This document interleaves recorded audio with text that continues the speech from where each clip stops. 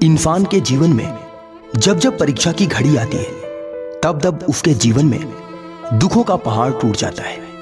कभी उसका अपना सबसे खास परिजन उसे छोड़कर चला जाता है, या फिर उसके जीवन में कोई बहुत बड़ी दुर्घटना हो जाती है। कोई ऐसी घटना हो जाती है जिससे उसकी मानसिक स्थिति पूरी तरीके से खराब हो जाती है। वह मनुष्य अंदर से टूट जाता है, बिखर जाता है, उदास हो जाता है। उसे लगता है कि अब उसका जीवन पूरी तरीके से खत्म हो गया, अब वह जी नहीं सकता, अब उसके जीवन का अस्तित्व नहीं रहा। ऐसा विचार करके वह मनुष्य अपने जीवन को हमेशा हमेशा के लिए खत्म कर लेना चाहता है। परंतु वह मनुष्य भूल जाता है कि यही तो वह समय है जब वह अपने आप को पहचान पाएगा, अपने अंदर छुपी प्रतिभा को पहचान पाएगा, अपने गुणों को पहचान पाएगा, और वह अपने जीवन में और भी तेजी से गति कर पाएगा, और भी तेजी से एक सफल व्यक्ति बन पाएगा। इस दुनिया में कोई भी व्यक्ति किसी के साथ हमेशा हमेशा के लिए नहीं रहता। हर एक मनुष्य इस धरती पर अकेला आया था और अकेला ही इस दुनिया को छोड़कर चला जाएगा। मोह माया का रिश्ता हमेशा नहीं रहता।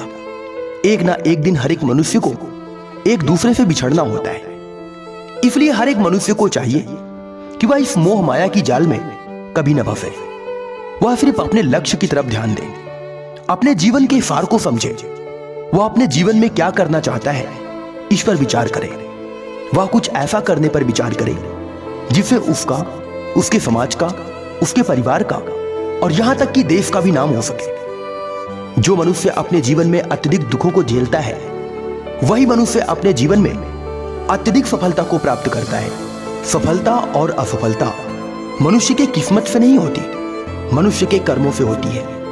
मनुष्य जैसा कर्म करता है वैसा ही उसको परिणाम मिलता है। कर्मों का परिणाम मनुष्य को एक ही जन्म में झेलना पड़ता है, यानी कि जैसा कर्म आप करेंगे वैसा ही परिणाम आपको इसी जन्म में भोगना पड़ेगा। इसलिए अपने कर्मों पर विशेष ध्यान दें। इस दुनिया में कोई भी व्यक्ति ना तो ऊंचा है और ना ही नीचा है। कोई व्यक्ति जाति धर्म से ना तो ऊंचा होता है और ना ही नीचा होता है।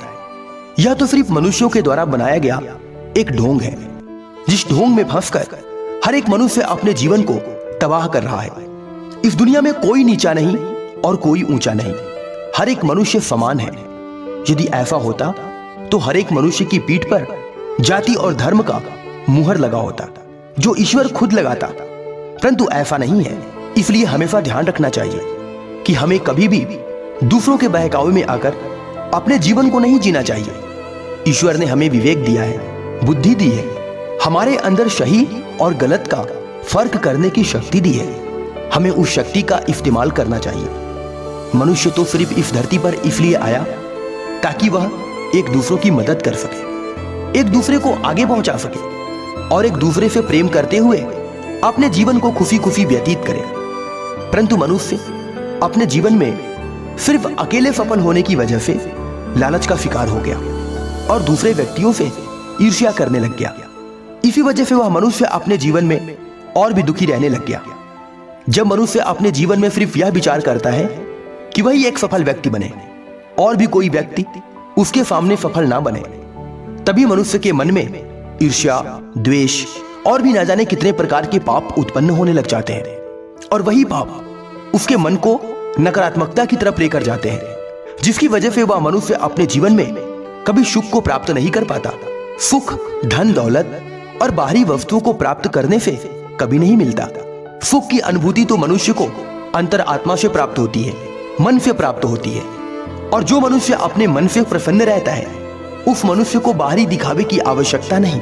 उस मनुष्य को धन और दौलत और बाहरी वस्तुओं की कोई आवश्यकता नहीं। वह मनुष्य अपने मन से हमेशा प्रसन्न रहता है। इसी प्रसन्नता की तलाश में बहुत सारे मनुष्य भटकते रहते हैं। उनके पास अपार शक्ति है, अपार धन है, अपार दौलत है, परंतु वह अंदर से प्रसन्न नहीं। उनका मन हमेशा दुखी रहता है, हमेशा वो उदास रहते हैं, हमेशा निराश रहते हैं। इस निराशा से बचने का मात्र एक ही उपाय है कि हमें हमेशा दूसरों के प्रति वैसा ही व्यवहार करना चाहिए जैसा हम स्वयं के प्रति चाहते हैं। हर एक मनुष्य को चाहिए कि वह हर एक व्यक्ति की मदद करे, उसे आगे बढ़ने में उसकी सहायता करे। कोई भी मनुष्य दूसरों से ईर्ष्या ना करे।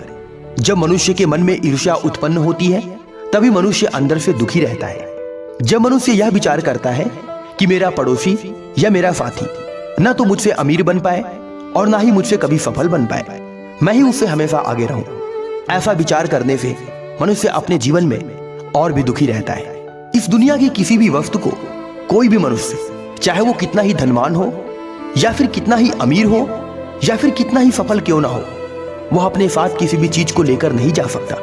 मनुष्य के साथ सिर्फ उसके कर्म जाते हैं। जैसा मनुष्य कर्म करता है वैसा उसको परिणाम मिलता है।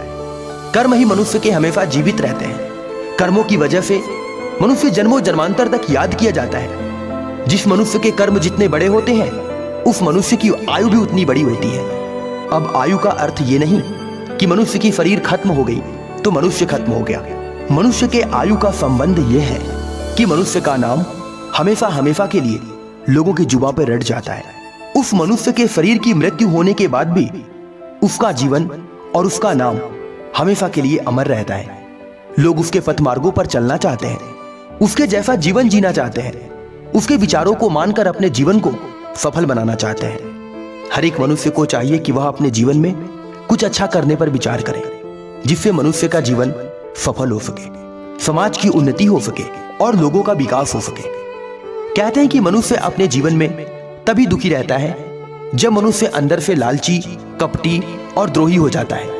जब मनुष्य दूसरों के बारे में विचार करता है, दूसरों की मदद के बारे में विचार करता है, दूसरों के प्रति सकारात्मक विचार रखता है, ईर्ष्या, द्वेष आदि भावों से बचा रहता है, वही मनुष्य अपने जीवन में कभी दुख को प्राप्त नहीं करता। वह मनुष्य हमेशा अपने जीवन में सुखी रहता है और अपने जीवन में निरंतर आगे बढ़ता रहता है। मनुष्य चाहे जैसा भी हो, हर एक मनुष्य को इस दुनिया को छोड़कर हमेशा हमेशा के लिए चले जाना है। परंतु उस शरीर का क्या लाभ जिससे ना तो वह शरीर स्वयं का भला कर सका, ना समाज का, ना परिवार का और ना ही देश का, और वह शरीर इन पंच तत्वों में विलीन हो गई। ऐसा शरीर प्राप्त करने से कोई फायदा नहीं। यदि ईश्वर ने आपको मानव तन दिया है तो इस शरीर का अपने लिए इस्तेमाल करें, अपने देश के लिए और अपने समाज के लिए। आशा करते हैं यह वीडियो आपको पसंद आई होगी। तो फिर मिलता हूं अगली वीडियो में एक नई मोटिवेशन के साथ। तब तक के लिए अपना ख्याल रखें। जय हिंद, वंदे मातरम।